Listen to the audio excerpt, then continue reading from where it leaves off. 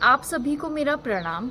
दोस्तों, आज हम बात करेंगे दांतों की कुछ प्रॉब्लम्स के बारे में, क्योंकि आजकल फ़ास्ट फूड का चलन बहुत ज़्यादा है। बेकरी के आइटम्स, चॉकलेट्स, आइसक्रीम्स बहुत ज़्यादा मात्रा में खाई जाती हैं, तो इसके कारण बहुत सारी हमें दांतों की समस्या उत्पन्न हो जाती है।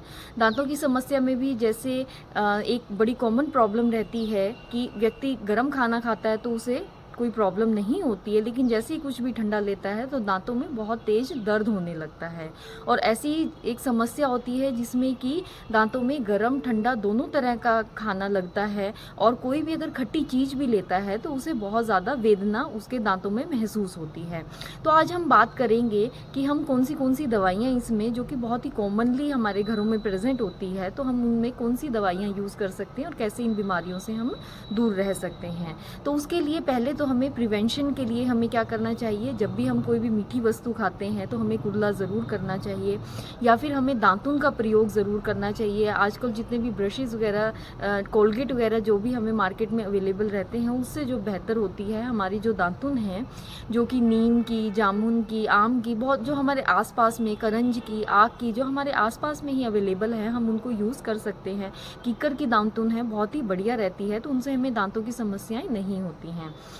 तो जो ये दो बीमारियां मैंने आपको बताई हैं, शीत दंत और दंत हर्ष, यानी कि कुछ भी ठंडी वस्तु खाते हैं तो दांत में बहुत तेज का दर्द होता है।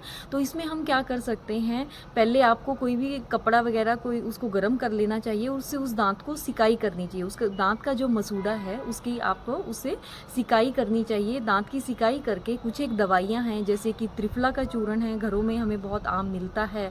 सौंठ का चूर्ण है, या फिर जो अनार है, अनार के छिलके का चूर्ण है, या फिर प्रियंगू, या फिर रसोंत, जो कि हमें पंसारी से मिल जाता है। इन सभी चूर्णों में से जो भी आपके पास अवेलेबल है, या सभी चूर्णों को मिलाकर उसका पाउडर बना के दांत के ऊपर अगर घर्षण करते हैं तो इस बीमारी से आपको छुटकारा मिलता है। उसके साथ ही आपको नस्य का प्रयोग करना चाहिए। नस्य, जैसे मैंने आपको पहले भी बताया था एक वीडियो में, नाक में तेल डालना।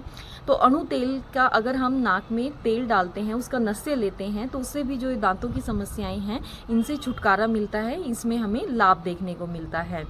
और दूसरी बीमारी दंत हर्ष बहुत कॉमन है। दांत में गरम, ठंडा, खट्टा कुछ भी खाया नहीं जाता है, जैसे ही खाते हैं तो सेंसिटिविटी दांत में फील होती है। तो उसके लिए हम क्या कर सकते हैं, हमारे पास बहुत ही आसान उपाय है इसको ठीक करने का।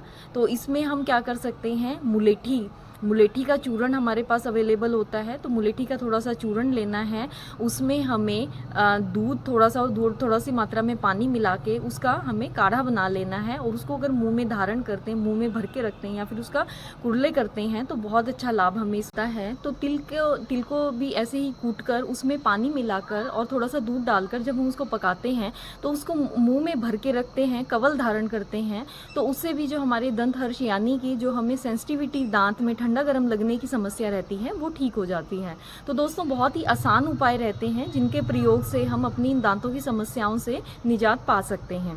इसके अलावा भी बहुत सारी और दवाइयाँ होती हैं, जैसे कि लौंग का तेल है, बहुत अच्छी इफेक्टिव मेडिसिन है दांत के दर्द के लिए। दांतों में किसी प्रकार का दर्द हो रहा है तो उस तेल को हम फावे में भर के, रुई में, कॉटन में भर के दांत पे लगाते हैं तो दांत के दर्द में अच्छा लाभ देखने को मिलता है। ऐसे ही इसके अलावा जैसे आंवला है, आंवला बहुत अच्छी मेडिसिन रहती है। आंवले के चूर्ण को 1 से 2 ग्राम नियमित अगर हम रूटीन में लेते हैं तो उसकी दांतों की जो हेल्थ है उसमें बहुत अच्छा फ़ायदा मिलता है। ऐसे ही इसकी एस्ट्रिंजेंट प्रॉपर्टी होती है, इसको भी काढ़ा बना के मुंह में भर के रखते हैं तो जो दांतों की समस्या है उससे हमें उसमें बहुत अच्छा फ़ायदा देखने को मिलता है। ऐसे ही चमेली के पत्ते होते हैं, वो भी दांत अगर हिल रहा है, दांतों में दर्द की समस्या है या कीड़ा लग गया है, तो उसके चमेली के पत्तों का रस बना के दांतों में लगाते हैं, या इसका काढ़ा बना के मुंह में भरते हैं, तो उससे भी हमें दांतों में बहुत अच्छा लाभ देखने को मिलता है।